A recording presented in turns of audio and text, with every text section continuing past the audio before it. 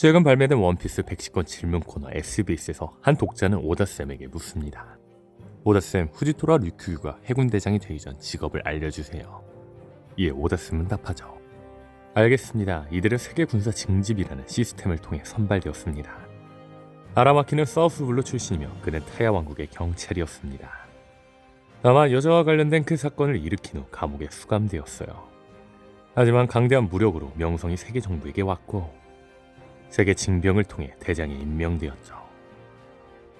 이쇼는 웨스트블루 출신입니다. 상사섬에 위치한 도박장에서 도박을 했다가 지고 말았고 그가 경호원으로 일하던 곳은 세계정부가 거액을 들여 사버렸습니다. 이쇼는 한때 위대한 항로에 위치했었던 아오이 왕국의 국방수령관이었어요. 하지만 아오이 왕국은 전쟁으로 인해 파괴되었고 이쇼는 1급 전범이 되었습니다. 세계정부가 결국 이러한 그의 과거에 대해 알게 되었죠. 이처럼 원피스 110권 SBS에서 오다스는 류쿠규와 후지토라의 과거에 대해 이야기를 해줬습니다. 그런데 이 대답에서 류쿠규, 후지토라 각각 여러가지 주목할 만한 떡밥이 있었습니다. 오다스는 류쿠규가 경찰이었지만 여자와 큰 사건을 일으킨 후 감옥에 수감되었다고 했습니다. 그렇다면 류쿠규가 일으킨 여자와의 사건은 무엇일까요? 이에 대해서 단서가 있는데 오다스는 106권 SBS를 통해 류쿠규 가슴에 문신은 의미가 있다고 했습니다. 류쿠규 가슴에 문신에 있는 한자는 사천심중이라 있는데 사천심중은 죽음의 강에서 함께 죽는 연인의 내용이 담긴 일본 만담의 제목입니다.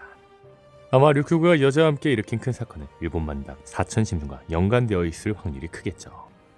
그렇다면 여기서 잠시 사천심중의 스토리를 잠시 이야기해 보겠습니다. 유곽에서 일하는 오이란 오소매가 있습니다. 오소매는 급 떨어진 손님들을 무시하다 소문이 퍼져 지명이 끊기고 말죠.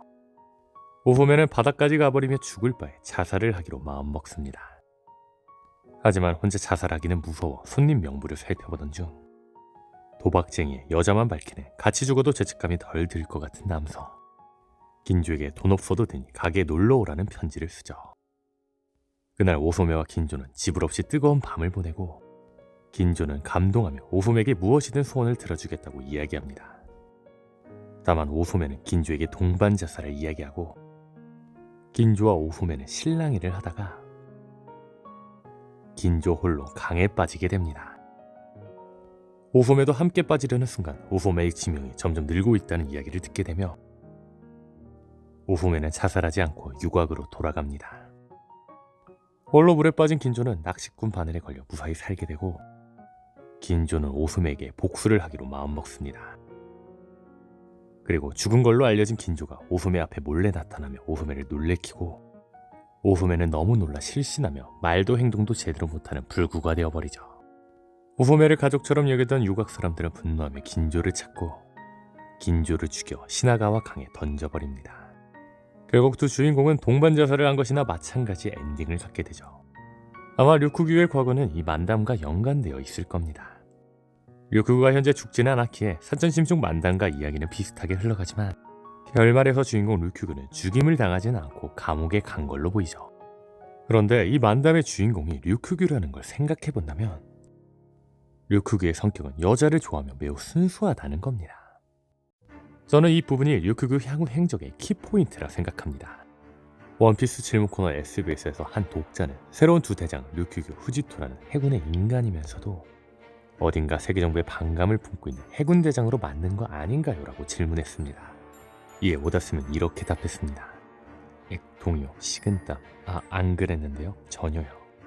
당시 후지토라는 이미 세계정부에 반감이 있던 것처럼 등장했던 만큼 오다스의 어물쩡한 대답의 의미는 류쿠규 역시 후지토라처럼 세계정부에 반감을 품고 있는 해군대장으로 설정이 놓은 걸로 예상되었죠.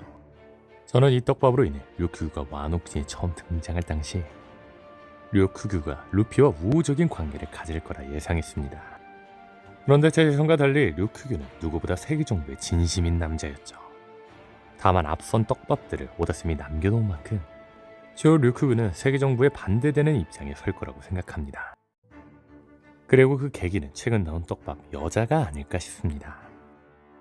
분명한 건 오다스는 류쿠규 과거를 몸의 문신으로 떡밥으로 남겨놨으며 그 과거 떡밥은 여성 때문이라는 식으로 한 번이 아닌 두 번이나 이야기를 했습니다.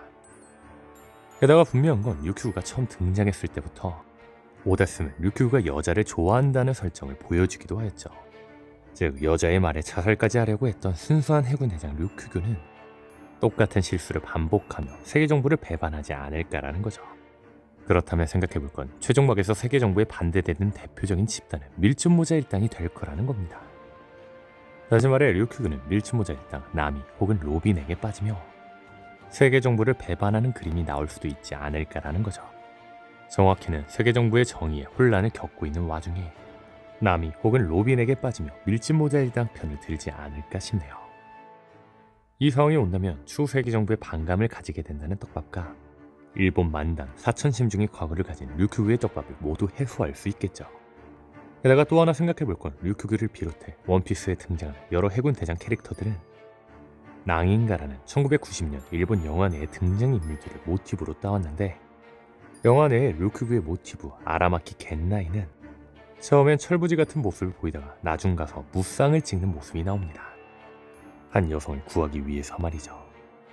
이러한 류큐교의 떡밥들을 종합해본다면 주 세계 정부의 정의에 혼란을 겪고 있던 류큐교는 나미 혹은 로빈에게 사랑에 빠지며 돕는데 이 과정에서 홀로 세계 정부 요원들을 상대로 무쌍을 찍는 모습이 나오지 않을까 싶네요. 다음으로 이야기할 건 후지토라입니다. 원피스 110권 SBS에서 공개된 후지토라의 과거를 통해 후지토라가 왜 세계 정부의 반감을 가졌는지에 대한 떡밥이 해소된 걸로 보입니다. 후지토라, 즉 이쇼는 1급 전범이었습니다. 그런데 1급 전범이 된 이유는 이쇼가 국방군을 이끄는 장군으로 있던 왕국은 전쟁으로 인해 파괴되었기 때문입니다. 즉 전쟁으로 나라가 없어졌기에 전범이 되어버린 겁니다. 결국 세계 정부는 후지토라가 전범이었다는 정보를 얻었고 세계 징병을 통해 이쇼를 해군 대장으로 임명했다고 하죠. 다시 말해 이쇼는 범죄자로 살 수는 없기에 어쩔 수 없이 해군 대장이 되어버린 거라는 겁니다. 그런데 앞서 말한 것처럼 이쇼가 범죄자가 된 이유는 이쇼가 장군으로 있던 왕국이 전쟁으로 인해 파괴되었기 때문입니다. 그런데 원피스 세계관에서 전쟁을 해야 하는 이유는 천상금 때문입니다. 카이도의 나라 보드카 왕국 역시 천상금 낼 돈이 없어 다른 나라와 전쟁을 해 돈을 빼서 천상금을 내는 것이었죠. 즉 후지토라의 나라는 천상금으로 낼 돈을 뺏기 위해 전쟁을 했거나 혹은 천상금으로 낼 돈을 빼앗지 않기 위해 전쟁을 했던 걸로 보이죠. 그렇다면 생각해볼 건 천상금은 세계 정부의 가맹국이 되기 위해 내는 조공입니다.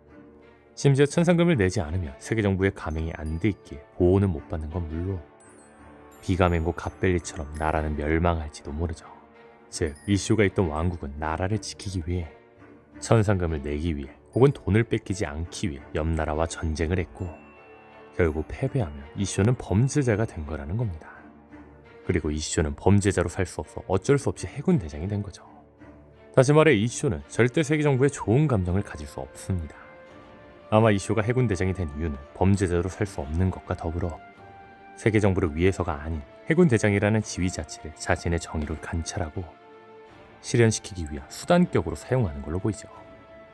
즉 이쇼는 언제든지 세계 정부를 배신할 수 있는 자라는 겁니다.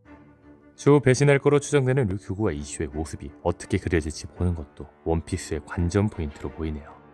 오늘 영상은 여기까지입니다. 시청해주셔서 감사합니다.